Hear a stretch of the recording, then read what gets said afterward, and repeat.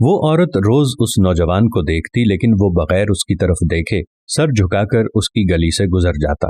دیکھنے میں وہ کسی مدرسے کا طالب علم لگتا تھا، لیکن اتنا خوبصورت تھا کہ وہ دیکھتے ہی اسے اپنا دل دے بیٹھی اور اب چاہتی تھی کہ وہ کسی طرح اس پر نظر التفات فرمائے۔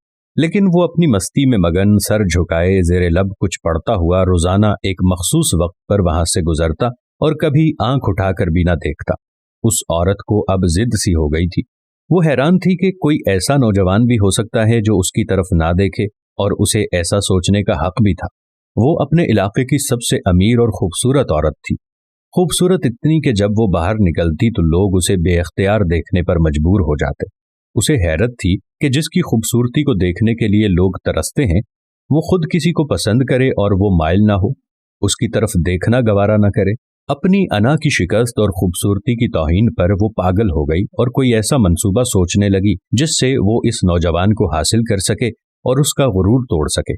آخر کار شیطان نے اسے ایک ایسا طریقہ سمجھا دیا جس میں پھنس کر وہ نوجوان اس کی بات مانے بنا رہ ہی نہیں سکتا تھا۔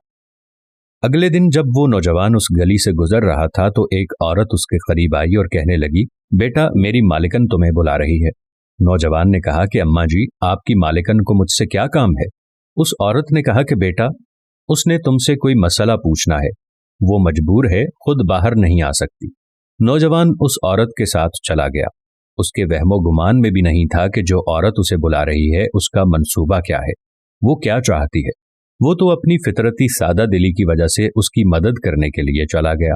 اس کے ذہن میں تھا کہ شاید کوئی بوڑھی عورت ہے جو اپنی کسی معذوری کی وجہ سے باہر آنے سے قاصر ہے۔ نوکرانی نے اسے ایک کمرے میں بٹھایا اور انتظار کرنے کا کہہ کر چلی گئی۔ تھوڑی دیر بعد کمرے میں وہی عورت داخل ہوئی۔ نوجوان نے بے اختیار اپنی نظریں جھکا لیں کیونکہ اندر آنے والی عورت بہت خوبصورت تھی۔ نوجوان نے پوچھا، جی بیوی آپ نے کون سا مسئلہ پوچھنا ہے؟ عورت کے چہرے پر ایک شیطانی مسکراہٹ آ گئی۔ اس نے اپنے دل کا حال کھول کر رکھ دیا اور کہا کہ میری سب سے بڑی خواہش یہ ہے کہ میں ایک دفعہ تمہیں حاصل کر لوں۔ نوجوان یہ بات سن کر کانپ گیا اور کہنے لگا کہ اللہ کی بندی، اللہ سے ڈرو، کیوں گناہ کی طرف مائل ہو رہی ہو؟ اس نے عورت کو بہت سمجھایا لیکن عورت پر تو شیطان سوار تھا۔ اس نے کہا کہ یا تو تم میری خواہش پوری کرو گے یا پھر میں شور مچاؤں گی کہ تم نے زبردستی میرے گھر میں داخل ہونے کی کوشش کی اور میری عزت پر حملہ کیا۔ نوجوان یہ بات سن کر بہت پریشان ہوا۔ اسے اپنی عزت کسی بھی طرح محفوظ نظر نہیں آ رہی تھی۔ اس کی بات مانتا تو گنہگار ہوتا اور نہ مانتا تو لوگوں کی نظروں میں برا بنتا۔ وہ علاقہ جہاں لوگ اس کی شرافت کی مثالیں دیا کرتے تھے، وہاں پر اس قسم کا الزام لگ جائے یہ اسے گوارا نہیں تھا۔ وہ عجیب مصیبت میں پھنس گیا تھا۔ دل ہی دل میں وہ اپنے اللہ کی طرف متوجہ ہوا اور اللہ سے مدد چاہی تو اس کے ذہن میں ایک ترکیب آ گئی۔ اس نے عورت سے کہا کہ ٹھیک ہے، میں تمہاری خواہش پوری کرنے کے لیے تیار ہوں، لیکن پہلے مجھے بیت الخلا جانے کی حاجت ہے۔ عورت نے اسے بیت الخلا کا بتا دیا۔ اس نوجوان نے اندر جا کر ڈھیر ساری غلاظت اپنے جسم پر مل لی اور باہر آ گیا۔ عورت اسے دیکھتے ہی چلا اٹھی کہ یہ تم نے کیا کیا ظالم؟ مجھ جیسی نفیس طبیعت والی کے سامنے اتنی گندی حالت میں آ گئے، دفع ہو جاؤ، نکل جاؤ میرے گھر سے۔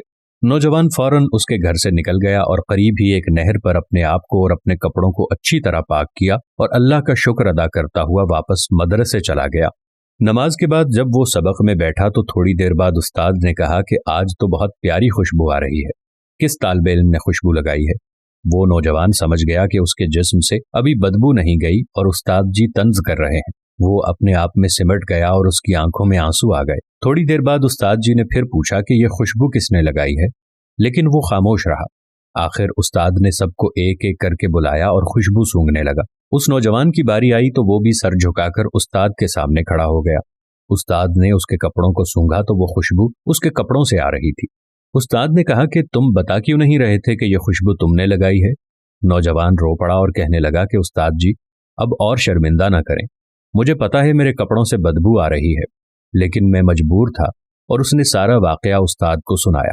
استاد نے کہا کہ میں تمہارا مذاق نہیں اڑا رہا تھا، خدا کی قسم تمہارے کپڑوں سے واقعی ایسی خوشبو آ رہی ہے جو میں نے آج سے پہلے کبھی نہیں سونگھی، اور یقیناً یہ اللہ کی طرف سے ہے کہ تم نے اپنے آپ کو گناہ سے بچانے کے لیے اپنے آپ کو گندگی لگانا پسند کر لیا، لیکن اللہ نے اسی گندگی کو ایک ایسی خوشبو میں بدل دیا جو کہ اس دنیا کی نہیں لگتی۔